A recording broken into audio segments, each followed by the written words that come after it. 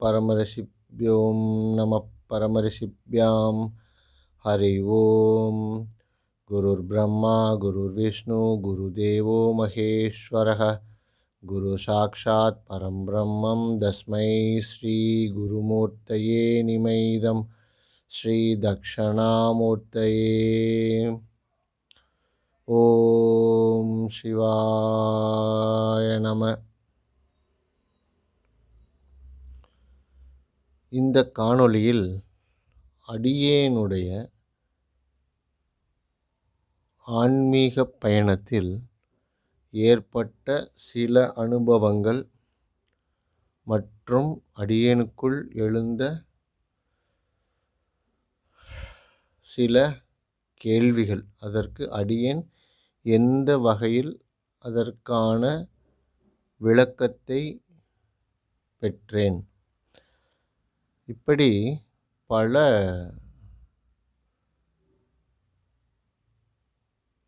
என்னுடைய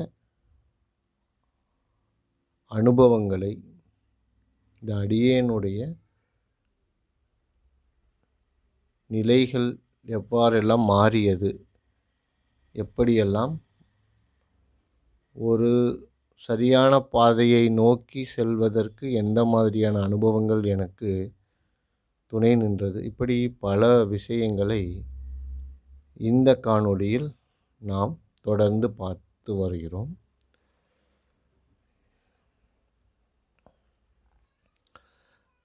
அடியேனுடைய ஆன்மீக பயணம் என்னுடைய பிராரப்தம், இனிவரும் என்னுடைய வாழ்நாள் இந்த ஆன்மீக நிலையில்தான் செல்ல வேண்டும் என்று உறுதியாக முடிவெடுத்ததுக்கப்புறம் அடியேனுக்கு முன்னால் நின்றது பலவிதமான பாதைகள். எந்த பாதையில் தொடர்ந்து நாம் பயணிக்கிறது, இந்த ஆன்மீக நிலை அப்படின்றதோட இறுதிக்கட்ட நிலை என்ன, அதை அடைவதற்கு அடியேன் என்னென்ன மாதிரியான தகுதிகளை நான் வளர்த்துக்கிறேனோ, அதுக்கு அன்றாட வாழ்க்கையில் என்னென்ன மாதிரியான விஷயங்கள்லாம் பண்ணணும் அப்படின்னு எனக்குள் ஏகப்பட்ட கேள்விகள் இருந்தது. என்னுடைய முதல் கேள்வியாக இருந்தது முதலில் அமைதியான மனநிலை. இந்த அமைதியான மனநிலையை அடியேன் எப்படி ஏற்படுத்தி கொள்வது அப்படின்னு யோசிக்கும் பொழுது எனக்கு முன்னால் வந்து நின்றது தத்தாத்ரேய யோகா சாஸ்திரம். அதில் பிராணாயாம பயிற்சி அடியனுக்கு முதலில் கை கொடுத்தது. இந்த பிராணாயாம பயிற்சி பற்றி முதலே அடியனுக்கு தெரியுமானா கண்டிப்பாக தெரியாது. பிறகு எப்படி செஞ்சீங்க அப்படின்னா, இந்த மொபைல் மூலியமாக அடியனுக்கு கிடைத்த சில தெளிவான விளக்கங்கள், அதன் மூலியமாக அடியேன் முதல்ல நான் இந்த ஆன்மீக பாதையில் பயணிக்கணும்னு ஒரு முடிவு பண்ணி போகும்பொழுது மனம் ஏகப்பட்ட சஞ்சலம். அமைதியாக உக்காந்தா தேவையில்லாத கேள்விகள் என்னென்னமோ, அப்போ நம்ம அமைதியாக உட்காரணும்னு நினைக்கும் போது என்னென்னமோ பூதாகரமான விஷயங்கள்லாம் நம்ம முன்னால் வந்து நிற்கும். நம்மளால் நம்மளுடைய உணர்வுகளை கட்டுப்படுத்தி அமைதியாக ஒரு இடத்துல உட்காரவே முடியாது. இதுக்கு என்னதான் வழி, இப்படியே இருந்தால் என்ன பண்ண முடியும், அதற்கு நான் முதல்ல அமைதியான நிலைக்கு வரணும், மனம் அமைதிப்படணும்.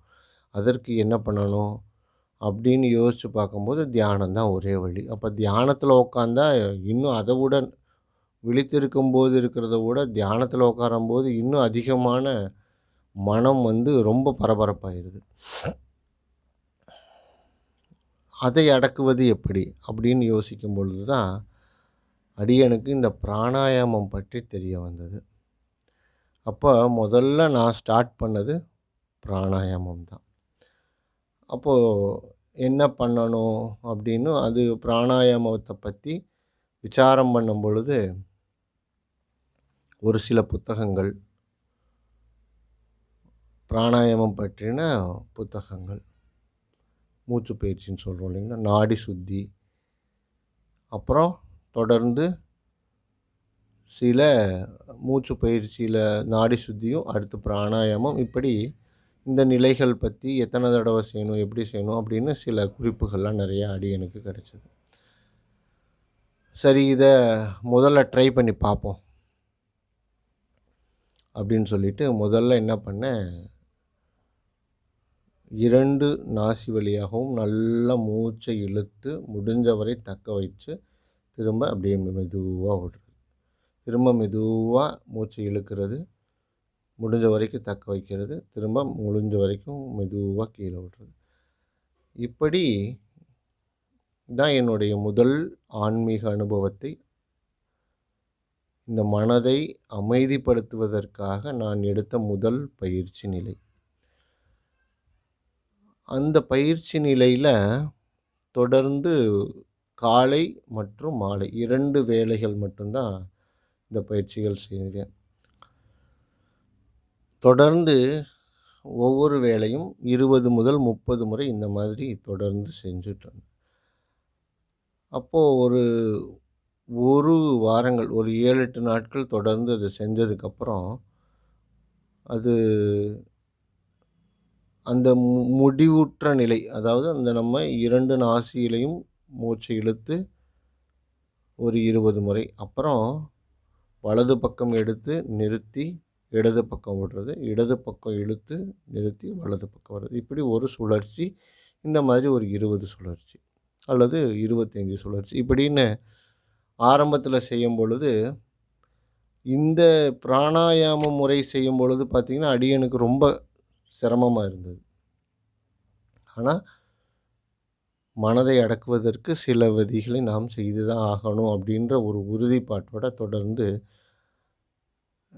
என்ன பண்ணுவேன்னா, இந்த ஓம் அப்படின்னு சொல்லிட்டு அந்த சப்தம், அந்த ஓம் சாண்டிங்னு சொல்கிறோம் இல்லைங்களா, 1008 முறை ஓம் சாண்டிங், இந்த மாதிரியான ஒரு இசையை போட்டு விட்டுட்டு, அந்த ஒவ்வொரு ஓமுக்கு ஒரு ஓமுக்கு இழுக்கிறது, ஒரு ஓமுக்கு நிறுத்துறது, அப்புறம் இன்னொரு ஓமுக்கு விடுறது.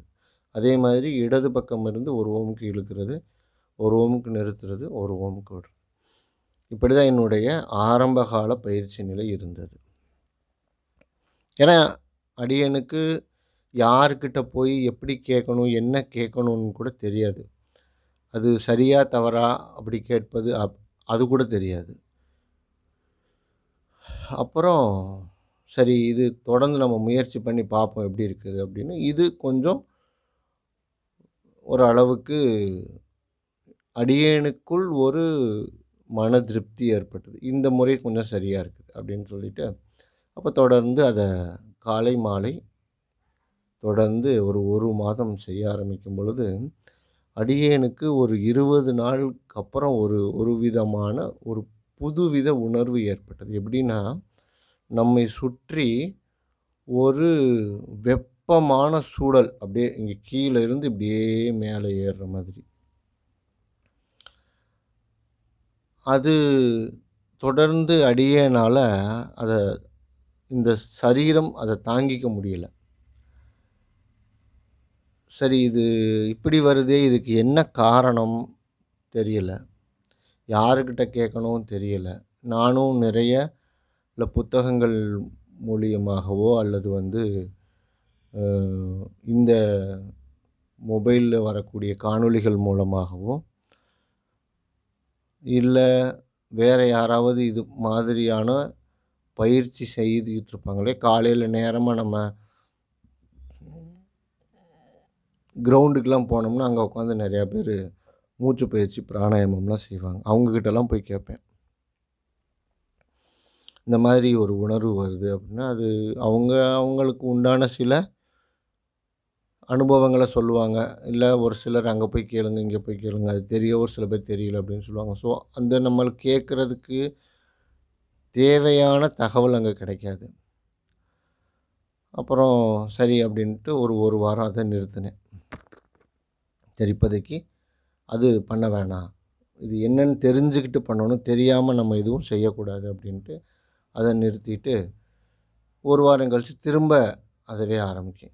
இந்த நிலைகளுக்குள்ள இந்த மனம் என்பது ஒரு குறிப்பிட்டு சொல்லும்படியான அளவிற்கு ஒரு அமைதி நிலைக்கு அதுவாக வந்தது. அப்படி அமைதி நிலை ஏற்பட்டதுக்கப்புறம், இப்போ மனம் நமது கையில் நாம் என்ன சொல்கிறோமோ அதை செய்வதற்கு அதை பழக்க வேணும். இப்போ மனம் அமைதியாயிடுச்சு. இப்போ நாம என்ன நினைக்கிறோமோ, நாம என்ன அந்த மனத சிந்திக்கணும்னு நினைக்கிறோமோ, அப்போ மட்டும் தான் சிந்திக்கணும். இல்லைன்னா சிந்திக்கக்கூடாது. அமைதியா இருக்கணும். இந்த அளவுக்கு அந்த மனதை நாம் கட்டுப்பாட்டுக்குள் வச்சுக்கிறணும். அப்படின்ற ஒரு நிலையை ஏற்படுத்தணும்னு, திரும்ப இதை மூர்க்கத்தனமாக எப்படி செய்யணும்? அப்பதான் எனக்கு ஒரு ஒரு சில பேற்று ஒரு சில நபர்களோட சந்திப்பு ஏற்பட்டது. அப்படி அந்த சந்திப்பின் பொழுது தான் அவர்கள் இந்த தத்தாத்ரேய யோகத்தில் கூறப்பட்டுள்ள வழிமுறைகள். இது எப்படி செய்யணும்? 4 வேளை செய்யணும். எந்தெந்த நேரங்கள்ல செய்யணும்? அது எப்படி செய்யணும்? என்னென்ன மாதிரியான வழிமுறைகள் இருக்குது? இப்படியான சில வழிமுறைகள் சொன்னாங்க. அப்போ அடியேன் அ இந்த மாமிச உணவு அதெல்லாம் சாப்பிட்றத நிறுத்திட்டேன். ஆனா, நார்மலா சாப்பிடக்கூடிய காரமான உணவுகள், மற்ற உணவுகள் எல்லாமே சாப்பிட்டுட்டு தான் இருந்தேன். அப்போ இந்த ஆகார நியமம் அப்படின்ற ஒரு நிலை எனக்கு தோன்ற ஆரம்பித்ததற்கு காரணம், என்னதான் நம்ம ஒரு ஒரு நிலைக்கு மேல நம்ம அத செய்யும்பொழுது, என்னதான் பண்ணாலும் அந்த ஒரு மனம் ஒரு ஆழ்ந்த நிலைக்குள்ள மாட்டேன்டுது. இதுக்கு வேற என்ன வழி அப்படின்னு யோசிக்கும் பொழுது, மனம் ஒரு சஞ்சலம் ஏற்பட்டது. அப்போ நல்ல நல்ல ஒரு சாப்பாடு சாப்பிடலாம் அப்படின்னு சொல்லிட்டு, போய் நல்ல ஒரு ஒரு ஹோட்டல்ல போய் நல்ல சாப்பாடு, அதாவது வெஜிடேரியன் உணவு, அ சைவ உணவு அடியேன் எடுத்துக்கிட்டேன். எடுத்த உடனே அது என்ன ஆயிருச்சு, ஃபுல்லா உடல்நிலை சரியில்லாத ஒரு சூழ்நிலை ஏற்பட்டுருச்சு. அந்த உடல் அதை ஏத்துக்கல. எளிமையான உணவுகள், நார்மலான உணவுகள ஏத்துக்கிட்ட இந்த உடல், அந்த மாதிரியான உணவுகள ஏத்துக்கறல. ஆனா இதற்கு முன்னால், இந்த ஆன்மீக பயணத்திற்கு வருவதற்கு முன்னால், எவ்வளவோ ரொம்ப ஹெவியான சாப்பாடுலாம் சாப்பிட்டுருக்குறோம். ஆனா அப்பலாம் அது ஒண்ணும் பண்ணல. ஆனா இப்ப அது எடுத்துக்க மாட்டேங்குது. சரி, நமக்கு இதுதான் நிலை. நம்ம இப்படி தான் இருக்கணும் அப்படின்னு சொல்லிட்டு, அப்ப இதுக்கு ஆனா இந்த மன அமைதின்றது ஒரு ஆழ் நிலைக்கு நோக்கி நகர மாட்டேங்குது. ஒரு இடத்துல அது அப்படியே சலனமற்று நிக்குது. ஆனா அதுலேருந்து அதுக்கு அடுத்த நிலை இன்னும் ஆழமான ஒரு சிந்தனைக்குள்ள நம்ம போகணும் அப்படின்ற நினைக்கும்போது, அங்க ஒரு தடுமாற்றம் ஏற்படுது. உடனே அங்கருந்து நம்ம இன்னும் ஆழ்நிலைக்கு போகணுன்ற எண்ணத்தோட அந்த தியானத்தில் நாம் அமரும் பொழுது, அது அங்கருந்து மீண்டும் வெளி சிந்தனைகளுக்கு போக ஆரம்பிக்குது. இப்போ இதற்கு என்ன வழி? இங்கேருந்து நம்ம ஏதாச்சும் அப்போ ஏதோ ஒரு உடல்லையோ, நம்ம மனநிலையிலயோ, நம்ம செய்யக்கூடிய செயல்முறையிலயோ எங்கோ ஒரு தவறு இருக்குது. இது தொடர்ந்து நாம என்ன பண்றது? அப்படின்னு தொடர்ந்து விசாரம் பண்ணும் பொழுது, முதலில் உடல் சுத்தப்படுத்தணும் அப்படின்னு ஒரு அறிவு நிலை அடியனுக்கு ஏற்பட்டது. அப்போ இந்த உடலை சுத்தம் பண்ணணும் அப்படின்னா, இந்த உணவு குழாய்க்குள் இருக்கும் கழிவுகள முதல்ல வெளியேத்தணும். அப்போ என்ன பண்ணணும் அப்படின்னு யோசிக்கும் பொழுது, இந்த நம்ம செக்கு எண்ணெய் இவைகள்லாம் இருக்கும் இல்லைங்களா? அதில இந்த விளக்கெண்ணெய் வாங்கி தினமும் 2 ஸ்பூன், இரவு சாப்பிட்டுட்டு ஒரு 1/2 மணி நேரம், ஒரு 3/4 மணி நேரம் கழிச்சு தினமும் 2 ஸ்பூன் விளக்கெண்ணெய் குடிக்கணும். இப்படி 1 மாதம் குடிக்கணும் அப்படின்னு சொல்லி சொன்னாங்க. சரி, இத ட்ரை பண்ணி தான் பார்ப்போமே அப்படின்னு சொல்லிட்டு, ஃபஸ்ட்டு எடுத்தோனே பயங்கரமான வயிற்றுப்போக்கு. உடலுக்குள் இந்த உணவு குழாய்க்குள்ள இருக்கக்கூடிய அனைத்து கழிவுகளும் பயங்கரமா வெளியேற ஆரம்பிச்சுச்சு. உடல் அப்படியே ஒரு தொடர்ந்து 2 நாள், 3 நாள் ஆக ஆக ஆக என்ன ஆயிடுச்சு, இந்த சரீரம் ரொம்ப அப்படியே லேசா காத்துல மிதக்கிற மாதிரியான ஒரு உணர்வு அடியேனுக்கு ஏற்பட்டது. இது சரியான வழியாக தோன்றியது. சரி, இப்போ வந்து நம்மளுடைய உடலுக்குள் இருக்கக்கூடிய கழிவுகள் இருப்பதனால நமக்கு இந்த மாரி சில தொந்தரவுகள் ஏற்படுது. அப்ப இத சரி பண்ணணும் அப்படின்னு சொல்லிட்டு தொடர்ந்து அத எடுக்க ஆரம்பிச்சேன். ஒரு 15 நாட்கள் அத தொடர்ந்து எடுத்துக்கிட்டே இருந்தேன். எடுக்கும்பொழுது என்ன ஆயிருச்சு, இந்த நம்ம என்ன குடிக்கிறோம் இல்லைங்களா, அதுவே கழிவா வெளியேற ஆரம்பிச்சது. அப்போ ஓகே, இப்போ வந்து நம்மளுடைய உணவு குழாய் ஓரளவுக்கு சுத்தமாயிருச்சு அப்படின்னு சொல்லிட்டு அந்த எண்ணெய் அ குடிக்கிறத நிறுத்திட்டேன். இப்போ ஒரு உணவு எடுத்து சாப்பிட்டோம்னா, எடுத்துக்க மாட்டேங்குது. தேவையற்ற உணவுகள் உடனே வெளியேறிருது அப்படியே.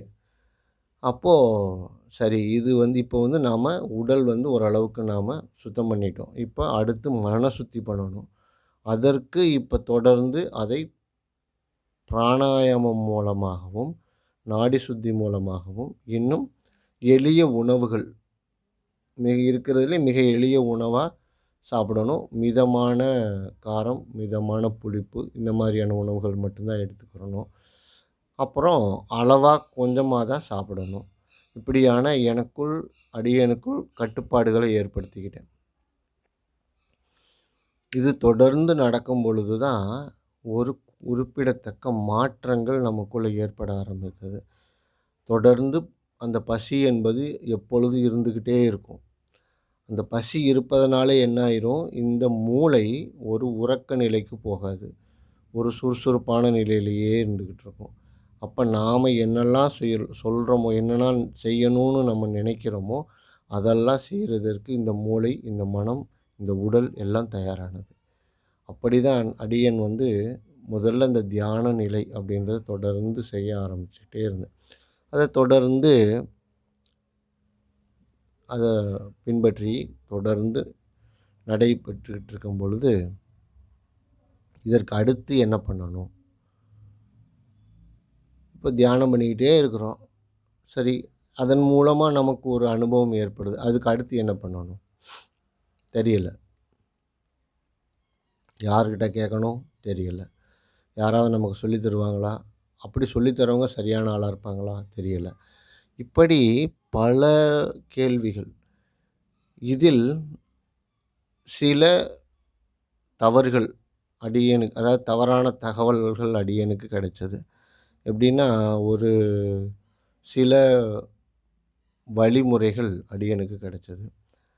அந்த வழிமுறையில செல்லும் பொழுது, அது ஒரு குறிப்பிட்ட நபர்கிட்ட போய் நிக்கிற மாதிரி இருந்தது. அதாவது எப்படின்னா, ஒருத்தர் நமக்கு யார் உபதேசம் பண்றாரோ, அவர் தான் எல்லாமே. அவர் சொ அவர் அவர மட்டும் தான் நம்ம வழிபடணும் அப்படின்ற அளவுக்கு போச்சு. அது வந்து அடியேனுக்கு உடன்பாடு இல்லாத ஒரு மனநிலை ஏற்பட்டது. அப்போ அது வந்து எனக்கு தவறா தோணுச்சு. அப்போ குரு அவர்களுக்கு உரிய நமஸ்காரங்களும், அவர்களுக்கு உரிய மரியாதைகளும் நம்ம குடுக்கணும். அது வந்து தர்மமான நிலை. ஒரு சிஷ்யனா நாம வந்து ஒரு குருவ ஒரு ஒரு நபரையோ, யாரோ யாரோ ஒரு ஒரு ஆன்மீக சாதுவையோ, ஒரு சன்னியாசியையோ அல்லது ஒரு ஒரு உயர்நிலையில் இருப்பவரையோ நாம குருவா எடுத்துக்கிறோம். அவர் கூறக்கூடிய உபதேசங்களை நாம கேட்டுக்கிறோம். ஆனா, அவர் தான் எல்லாமே, அவர் தான் கடவுள் அப்படின்ற நிலைக்கு அவர்கள் அந்த போதனையை செய்யும் பொழுது தான் அடியேனுக்கு இந்த மார்க்கம் அல்லது இந்த பாதை எனக்கு தவறாக தெரிந்தது. அது எப்படி குருவ வந்து நான் கடவுள் நிலைக்கு அதை ஏற்றுக்கொள்வதுன்றது அடியேனோட மனம் அதை ஏத்துக்கல. கடவுளின் பிரதிநிதியா ஏத்துக்கலாம். ஆனா, அவரையே கடவுளாக வணங்குறது அப்படின்றது அடியேனால அத ஏத்துக்க முடியல. அப்போ அவர் அவர் கற்பித்த அனைத்து விஷயங்களுமே ஏற்றுக்கொள்ளக்கூடிய விஷயங்கள் தான். ஆனா, இந்த கடைசி நிலையாகன்னு வந்தது பார்த்தீங்களா? இந்த குருவே கடவுள் அப்படின்ற ஒரு நிலை. அதை அடியேனால் ஏற்றுக்க முடியல. காரணம், இந்த பூமியில் நமக்கு என்ன மாதிரி சரீரம் இருக்கோ அந்த மாதிரி சரீரம் தான் அவருக்கும் இருக்குது.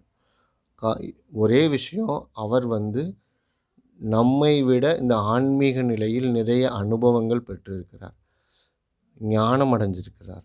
மிகப்பெரிய பல வேதங்களை கற்றிருக்கிறார். நிறைய விஷயங்கள் அவருக்கு தெரியும். நிறைய உபதேசங்கள் சொல்லுபவர். இப்படி எல்லாம் இருந்தார். ஓகே, அது அவருக்குடைய உபதேசங்களை ஏற்றுக்கொள்ளணும். நியாயமான விஷயங்கள். அவர் சொல்லக்கூடிய வழிமுறைகளை பின்பற்றணும். நியாயமான விஷயம். இவைகள் எல்லாம் ஒரு சிஷ்யனா, ஒரு சீடனா கேட்க வேண்டிய கடமை எனக்கு இருக்குது. காரணம், நான் அவரை குருவாக ஏற்றுக்கிட்டேன். அதனால் அவர் கூறுவதை நான் ஏற்றுக்கொள்ளணும். நியாயமான விஷயம். அது செஞ்சு தான் ஆகணும். குருவாக ஏற்றுக்கலன்னா செய்யணும்னு அவசியம் கிடையாது. ஆனால் அடியேன் அவரை குருவாக ஏற்றுக்கிட்டேன். ஆனால் அவரே கடவுள் அப்படின்னு சொல்லக்கூடிய அந்த நிலையை அடியேனால் ஏற்றுக்க முடியல. அதனால் அடியேன் அங்கேருந்து வெளியேறி அவர் கூறிய உபதேசங்களை அடியேன் ஏற்றுக்கிட்டேன். அதை தொடர்ந்து பின்பற்றிக்கிட்டு தான் வந்தேன். மனதார அவருக்காக நான் ஒரு இப்போ கடவுள்கிட்ட கடவுள் பிரார்த்தனை காலை மாலையும் வழிபாடு முறைகள் செய்வேன். அடியேன் சிவலிங்கம் வைத்து அதை பூஜை செஞ்சுட்ருப்பேன். அப்போ பூஜை செய்யும் பொழுது குருவுக்கான வணக்கம் அடியேன் சொல்லி மனதார அவருக்கு அந்த கீழ்ப்படிதலுடன் மனதார அவருக்கு ஒரு நன்றி கூறி அவருக்கான நமஸ்காரம் செய்து, இருந்த இடத்திலேயே நமஸ்காரம் செய்து, தொடர்ந்து கடவுள் வழிபாடு செய்து, தொடர்ந்து அடியேன் இந்த ஆன்மீக பயணத்தில் தொடர்ந்தேன். அது எனக்கு சரியான நிலையாக பட்டது. ஆனால் அந்த குருவையே கடவுளாக வழிபட வேண்டும் அப்படின்ற சொன்னதை தான் அடியேனால் ஏற்றுக்க முடியல. இதுதான், இப்படி சில நிலைகள் வரும் பொழுது தான் நமக்கு ஒரு தடுமாற்றம் ஏற்படுது. அப்போது அவரை ஏற்றுக்கிறணும்னு சொன்னால், அப்போ அவர் சொன்ன விஷயங்கள்லாம் தவறா அப்படின்னு திரும்ப மறுபரிசீலனை செய்ய வேண்டிய கட்டாயத்துக்கு நம்ம வந்துடுறோம். அப்போ அதை தொடர்ந்து நம்ம பயணிக்கும் பொழுது தான் அதில் தெரியுது, அதில் எந்த அளவுக்கு உண்மை இருக்குதுன்னு சொன்னது. அடியேனுக்கு இருந்த குரு உபதேசித்த நிறைய விஷயங்கள் எந்தவித சுயநல எண்ணமும் இல்லாமல் சரியாகத்தான் இருந்தது. நல்ல ஞானம் பெற்ற ஒருவர், நல்ல உயர்நிலை ஆத்மாவாக இருக்கக்கூடியவர். ஆனால் அந்த குரு சொல்லலை அதை, நீ என்னை தான் வணங்கணும், என்னை தான் எல்லாம் பண்ணணும் அப்படின்னு. ஆனால் அவரை சுற்றி இருந்த ஒரு சில அவருக்கு மிகவும் நெருக்கமான நபர்கள் அவர் தான் எல்லாம் அப்படின்ற மாதிரி ஒரு கட்டமைப்பை ஏற்படுத்த முயற்சித்தாங்க. அப்போ தான் அடியேனால் அதை ஏற்றுக்க முடியல. ஸோ இது தொடர்ந்து இப்படியான பயணங்கள் ஏற்பட்டது. இப்படி தான் இதற்கப்புறமும் நிறைய விஷயங்கள்லாம் இருக்குது. இந்த விஷயங்களை நாம் தொடர்ந்து அடுத்த காணொளியில் பார்க்கலாம். ஓம் சிவாய நம. அன்பே சிவம், அன்பே சிவம், அன்புமயம் சிவலோகம், அன்பே